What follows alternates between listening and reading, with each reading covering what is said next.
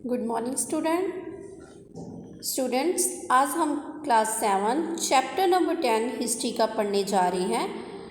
Now we discuss about chapter number 10 history important notes. Listen the video carefully. Medieval world, तो हमें सबसे पहले समझ लेना चाहिए कि मिडेवल का मीनिंग क्या होता है। अगर कॉमन सी बात की जाए तो ऐसा नहीं है कि आप इसको पढ़ के समझे। जाहिर सी बात है, मिडेवल यानी मिड, ठीक है, मिड का टर्म कह सकते हो आप, यानी बीच में। तो कोई भी चीज़ अगर दो के बीच में है तो उसको हम मिड बोलते हैं, ठीक है, मिडेवल।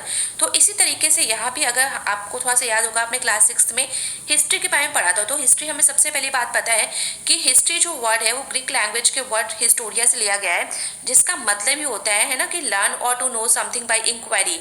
जैसे कि हम अच्छे से पता है कि हिस्ट्री में देखिए जो भी चीज़ें जो भी हम पढ़ते हैं वो किसी न किसी प्रूफ के बेसिस पे होते हैं, ठीक है। तो ये प्रूफ जो सोर्सेज ऑफ इन्फॉर्मेशन है उनके बारे में हम जानेंगे। तो यहाँ भी ये चीज़ें देखिए, क्लास 6 का पूरा जो है वही चीज़ थोड़ी रिपीट हो रही है, कुछ पॉइंट्स हैं जो थोड़े से नए हैं, अदरवाइज सेम ही है। तो इसी तरीके से आपको याद होगा कि हिस्ट्री जो टर्म है वो भी 3 पीरियड में वहाँ डिवाइड किया गया था, क्लासिफिकेशन कह लीजिए। तो आपको याद होगा कि एंशियंट है, मिडेवल है और मॉडर्न हिस्ट्री में इसको डिवाइड किया गया था। तो इस चैप्टर में जो है हम सिर्फ मिडेवल वर्ल्ड के बारे में जानेंगे। तो इस चैप्टर में देखिए इंट्रोडक्शन स्टार्ट करते हैं। तो इंट्रोडक्शन में बिल्कुल पहली लाइन में ये लिखा गया कि मिडेवल वर्ल्ड के बारे में पढ़ेंगे। स्टडी जो पास्ट की स्टडी है वो 3 पीरियड्स में डिवाइड की गई है, जैसे मैंने आपको पहले बता दिया, एंशियंट, मॉडर्न, ठीक है। याद होगा आपको एंशियंट हिस्ट्री, मॉडर्न हिस्ट्री और आपकी मिडेवल हिस्ट्री। तो इसी तरीके से देखिए, सीधी सी बात है, जो टर्म या जो दौर या वो पीरियड जो एंशियंट और मॉडर्न पीरियड के बीच में आ रहा है उसको हम क्या बोलेंगे, उसको हम मिडल और मिडेवल पीरियड बोलेंगे।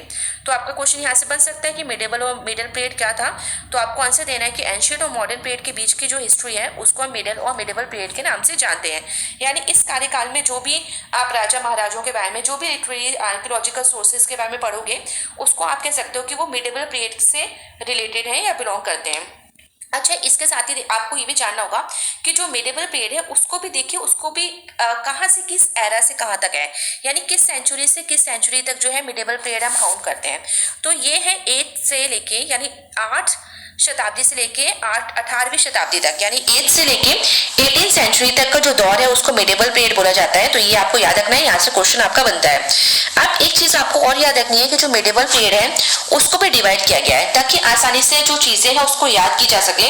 इस वजह से मिडेवल पीरियड का भी क्लासिफिकेशन, जिस तरह से बायो में हर एक चीज का क्लासिफिकेशन किया जाता है, उसी तरीके से देखिए यहाँ भी मिडेवल पीरियड में भी थोड़ा सा क्लासिफिकेशन है, इसको भी डिवाइड किया गया है। तो 2 पार्ट्स में मिडेवल पीरियड को, एक है आपका अर्ली मिडेवल पीरियड और एक है लेट मिडेवल पीरियड। तो इसमें ऐसा नहीं है कि बहुत हाईटेक साइंस है जो आपको याद करने बहुत मुश्किल हो रही है। सीधी सी बात है, मिडेवल पीरियड है उसको बस 2 पार्ट में डिवाइड कर दिया। एक अर्ली हो गया, जब एक अर्ली हो गया तो दूसरा क्या हो सकता है, दूसरा होगा लेट, ठीक है। अर्ली मतलब पहले और लेट थोड़ा लेट मिडेवल पीरियड। अब यहाँ पे जैसे कि हमें अच्छे से पता है कि मिडेवल पीरियड जो है वो 8 सेंचुरी से लेके 18 सेंचुरी तक खत्म हो रहा है। अब अर्ली मिडेवल पीरियड और लेट मिडेवल पीरियड में जब इसको डिवाइड किया गया है तो इट मींस कि जो टाइमिंग है, यानी जो सेंचुरीज है उसको भी डिवाइड किया है। तो अर्ली मिडेवल पीरियड जो हमने स्टार्टिंग में पढ़ा था 8, ठीक है, 8 सेंचुरी से, तो 8 से लेके 13 सेंचुरी तक आपका अर्ली मिडेवल पीरियड होता है। और जो लेट मिडेवल पीरियड है तो आपने 13th पे खत्म किया। अर्ली मिडेवल पीरियड जब 13 पे खत्म हुआ तो यानी 13 से लेके 18 सेंचुरी तक, ठीक है। तो 18 सेंचुरी तक जो है वो लेट मिडेवल पीरियड है। तो ये 2 में इसको डिवाइड कर दिया गया है। अब जो है हम पढ़ेंगे मैनी नेम्स ऑफ इंडिया।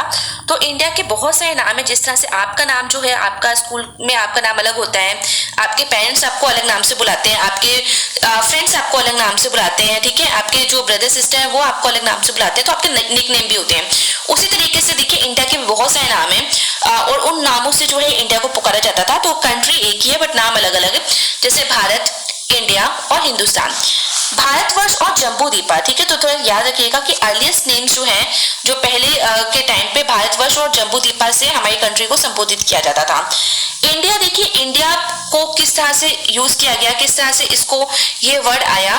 तो इंडिया जो है वो शब्द जो है वो जाना जाता था लैंड ऑफ द पीपल, यानी वो लोग जो सिंधु रिवर के पास रहते हैं, उस इलाके में रहते हैं, सिंधु रिवर के पास वाले इलाके में रहते हैं, उसको इंडिया बोला जाता था। संस्कृत भाषा में सिंधु वर्ड जो है उसको प्रोनाउंस करते थे हिंदू करके, ओल्ड पर्शियन में।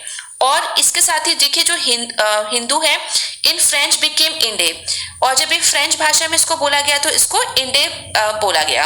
इसी तरह से ये जो वर्ड जब इंग्लिश में प्रोनाउंस हुआ तो इसको इंडिया पुकारा गया। बाबर जो था फाउंडर था मुगल एम्पायर का, और उसने भी जो टर्म है हिंदुस्तान उसको यूज किया था, उसको इसलिए इस्तेमाल किया था ताकि वो डिस्क्राइब कर सके ज्योग्राफिकल और जो नेचुरल वेजिटेशन है ये सब कॉन्टिनेंट की, यानी इंडिया और इसके जो आसपास के जो इलाके हैं उनको बताने के लिए उसने ये टर्म हिंदुस्तान का शब्द जो है वो यूज किया था। आप कह सकते हो देखो एशिया कॉन्टिनेंट है और इसके कॉन्टिनेंट में जितनी भी बाकी कंट्रीज रहती हैं आती हैं उनको हम सब कॉन्टिनेंट बोलते हैं, तो इंडिया को भी एक सब कॉन्टिनेंट के नाम से जाना जाता है। इस चीज को आप याद रखिएगा। It was only in the 19th century, इसके साथ ही जब 19th सेंचुरी में जब ब्रिटिश राज हुआ तब हिंदुस्तान शब्द का भी इस्तेमाल धीरे धीरे होने लगा इंडिया की तरह ही। अब आते हैं मेजर हिस्टोरिकल डेवलपमेंट्स। तो कौन कौन से मेजर हिस्टोरिकल डेवलपमेंट्स हुए मिडिवल पीरियड में? तो इस टाइम मुस्लिम्स के आने की वजह से एक मिक्स्ड कल्चर यहाँ पे उभर के सामने आया, और ये मिक्स्ड कल्चर किस वजह से था? क्योंकि इंटरेक्शन हुआ नॉर्थ और साउथ इंडिया का, साथ ही हिंदूज और मुस्लिम्स का इंटरेक्शन हुआ, तो इस वजह से एक मिक्स्ड कल्चर की उत्पत्ति हुई। कल्चरल एक्सचेंज यहाँ पे काफी हुए, ग्रोथ भी हुई कल्चर की, और ये ग्रोथ बहुत अबव थी रीजनल और कास्ट डिफरेंसेस को हटा के। तो इस तरह के भेदभाव और रीजनल डिफरेंसेस को हटा के ये जो कल्चर की ग्रोथ थी ये काफी हद तक बहुत अच्छे से हुई, और इसी को इंडियन कल्चर बोला गया।